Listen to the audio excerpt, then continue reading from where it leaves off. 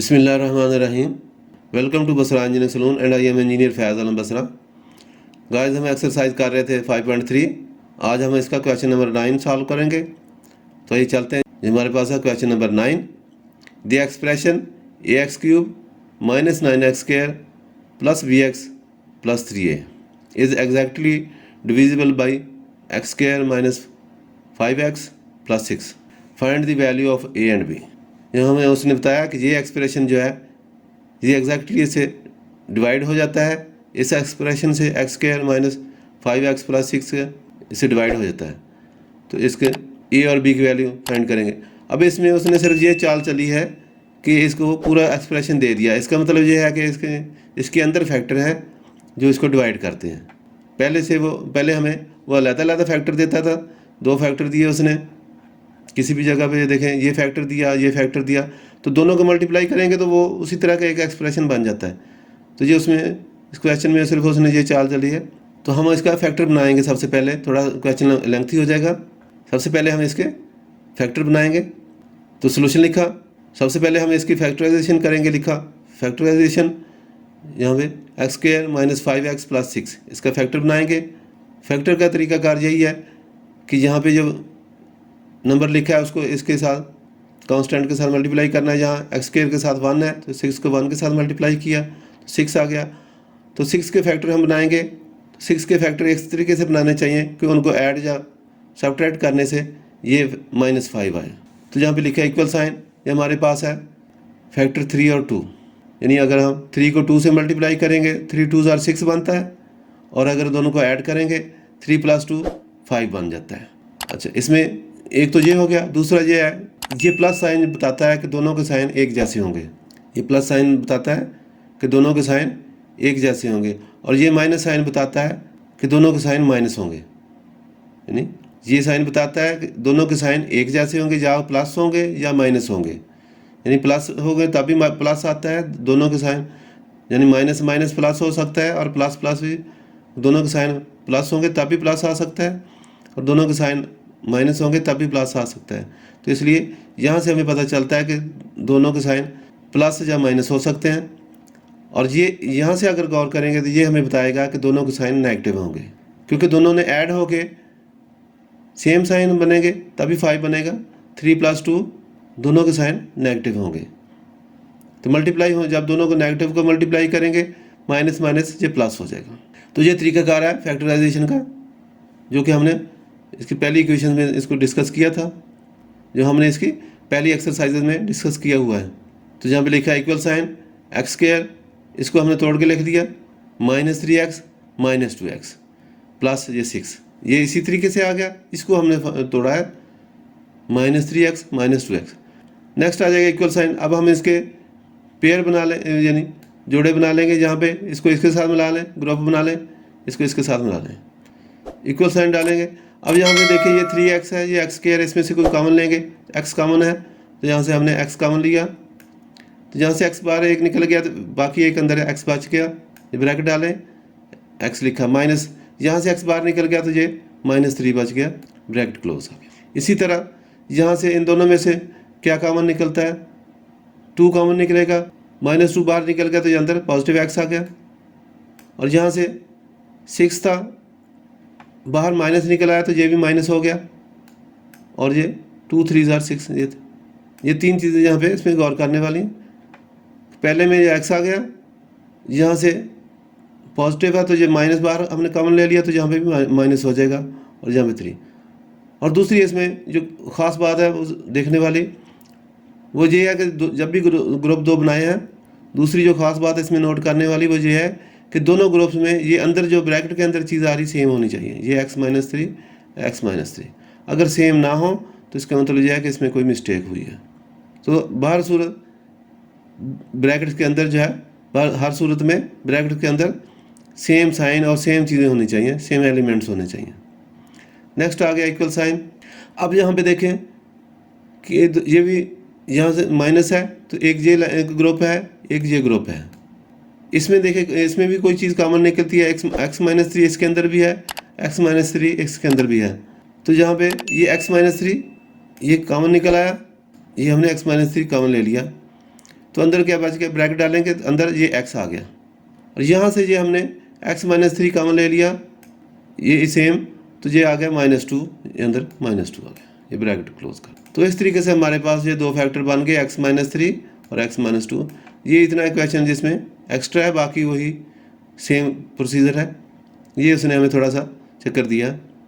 अब दो फैक्टर हमारे पास बन गए, x माइनस 3, x माइनस 2, उसी को हम पहले की तरह प्रोसीड करेंगे। तो जहाँ लिखा p ऑफ x, जो पॉलिनोमियल हमें उसने दिया, ये x³ minus 9x² plus bx plus 3a, ये वाला।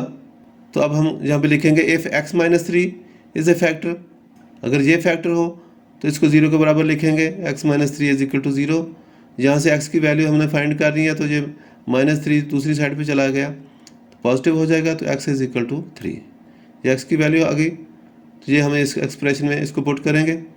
सो लिखेंगे p ऑफ 3, ये हमने x की जगह पे वैल्यू लिख दी 3 की, p of 3 is equal to a into 3 का cube minus 9 into 3 square plus b into 3 plus 3a। ये इक्वल साइन बिल्कुल इस तरीके से सीधा लिखते जाएंगे। इक्वल साइन यहाँ पे लिखा, 3 का क्यूब, 3 3 ज़ा 9, 3 ज़ा 27, ये आ जाएगा a इंटू 27।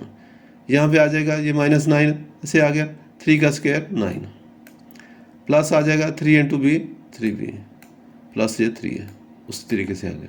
नेक्स्ट आ जाएगा 27 को a से मल्टीप्लाई किया, इक्वल साइन डाला, 27a आ गया, 9 9 ज़ा 81 माइनस का, और ये 3b और 3a है, उसी तरीके से आ गया।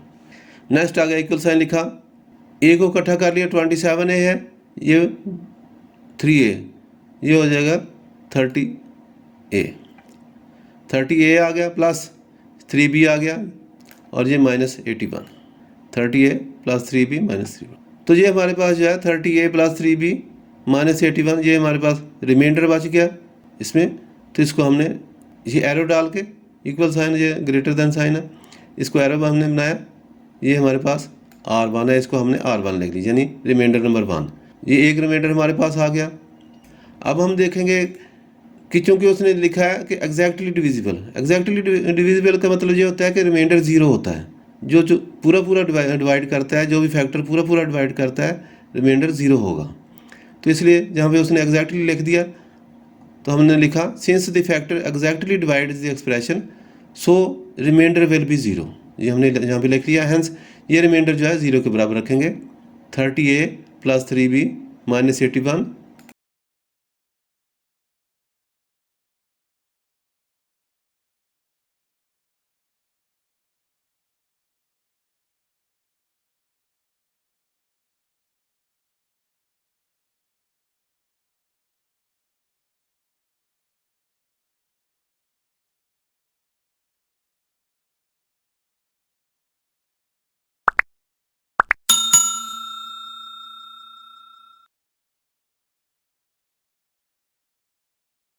इज इक्वल टू 0, ये हमने इसको 0 के बराबर लिख लिया।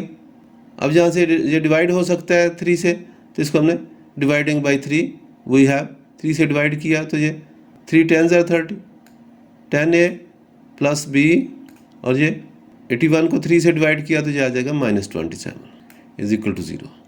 नेक्स्ट आ जाएगा 27 को दूसरी साइड पे ले जाएंगे, तो ये आ गया 10a plus b is equal to, ये नेगेटिव था, पॉजिटिव हो जाएगा दूसरी साइड पे जाके 27। तो इस तरीके से हमारे पास ये एक इक्वेशन बन गई, 10a plus b is equal to 27, इसको हमने इक्वेशन नंबर 1 का नाम दे दिया। नेक्स्ट हम दूसरे फैक्टर को दिखेंगे now for x minus 2 as a factor, अगर x माइनस 2 फैक्टर होगा तो इसको 0 के बराबर रखेंगे, x minus 2 is equal to 0, then आ जाएगा 2 -2 दूसरी साइड पे चला गया, पॉजिटिव हो जाएगा, तो x इज इक्वल टू 2, जहाँ पे x की वैल्यू हमने 2 फाइंड कर लिया, और ये वैल्यू हम इसमें पुट कर देंगे पॉलिनोमियल में इसके अंदर। तो x की वैल्यू पुट करेंगे, लिखेंगे so p of 2 is equal to a into 2 का क्यूब माइनस 9 इंटू 2 का square plus b into 2 plus 3a। Next आ जाएगा इक्वल साइन, 2 का क्यूब 8 आ गया, a इंटू 8 माइनस 2 का square 4, 9 into 4, 2 into b 2b, और ये 3 है इस तरीके। नेक्स्ट आ जाएगा इक्वल साइन 8a 9 4 आर 36 और 2b माइनस प्लस 3a। अब इनको सिंप्लीफाई कर लें तो ये हमारे पास आ गया इक्वल साइन 8a ये है और ये 3a ये आ गया 11a प्लस 2b ये वाला ये आ गया और ये माइनस 36। तो ये हमारे पास आ गया 11a प्लस 2b माइनस 36, ये रिमाइंडर आ गया इसमें और इसको हमने लिख लिया ये एरो डाल के इक्वल साइन और ये रिटर्न। आप डायरेक्ट एरो भी बना सकते हैं R2, ये दूसरा रिमाइंडर आ गया। तो यहाँ पे फिर हम देखेंगे कि उसने रिमाइंडर हमें बताया कि since the factor exactly divide the expression, factor जो है ये भी फैक्टर है, जो x माइनस 2 भी फैक्टर है, तो ये इसको पूरा पूरा डिवाइड कर रहा है, तो इसलिए सो रिमाइंडर विल भी 0, इसका रिमाइंडर भी 0 होना चाहिए। तो जहाँ पे हमने इसको 0 के बराबर रखेंगे तो ये आ गया 11a plus 2b minus 36 is equal to 0, हमने 0 के बराबर रख लिया। नेक्स्ट आ जाएगा 11a प्लस 2b, इसको इस साइड पे रहने दिया और 36 को दूसरी साइड पे ले जाएगा, तो ये आ जाएगा प्लस 36, ये माइनस था प्लस हो गया, तो इसको हमने इक्वेशन नंबर 2 लिख दिया। अब हमारे पास दोनों इक्वेशन बन गई हैं। इक्वेशन नंबर 1 क्या है? Equation number 1 no we have equation 10 plus a plus b is equal to 27, ये एक इक्वेशन है, और ये आ जाएगा 11a plus 2b is equal to 36, ये दूसरी इक्वेशन है। अब यहाँ से हमने डिसाइड करना है कि सबसे पहले बराबर कौन से हैं, इसमें कौन सा एलिमेंट बराबर है, कोई भी एलिमेंट बराबर नहीं है। ये 10 है, 10a है, ये 11a है, ये b है, 2b है। एक तो इसमें ये है कि इसको कैंसिल तभी हो सकता है कि दोनों में से कोई भी चीज़ बराबर हो। अब ये सबसे आसान ये है कि इसको हम 2b कर लें, ठीक है, इसको हम 2b कर लें, क्योंकि अगर हम इसको 11 से मल्टीप्लाई करेंगे, इसको 10 से करेंगे तब ये बराबर होंगे। तो सबसे आसान ये है कि हम इसको 2b कर लें। तो 2b करने का मतलब ये है कि हम इसको 2 से मल्टीप्लाई करेंगे इस पूरे को।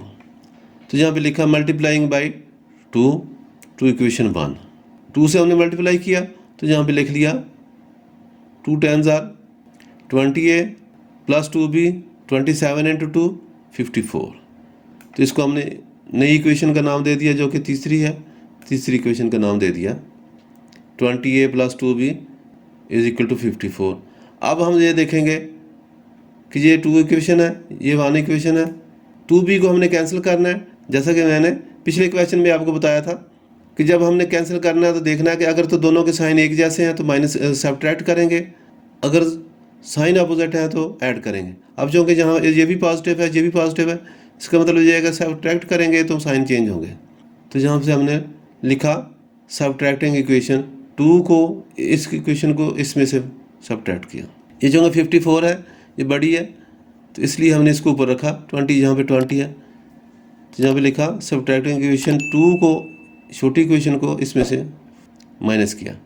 तो यहाँ पे पहले इक्वेशन ये लिखी 2, यहाँ पे 20a plus 2b is equal to 54, ये इक्वेशन 3 हमने पहले लिखी। उसके बाद दूसरी वाली इक्वेशन लिखी 11a plus 2b is equal to 36।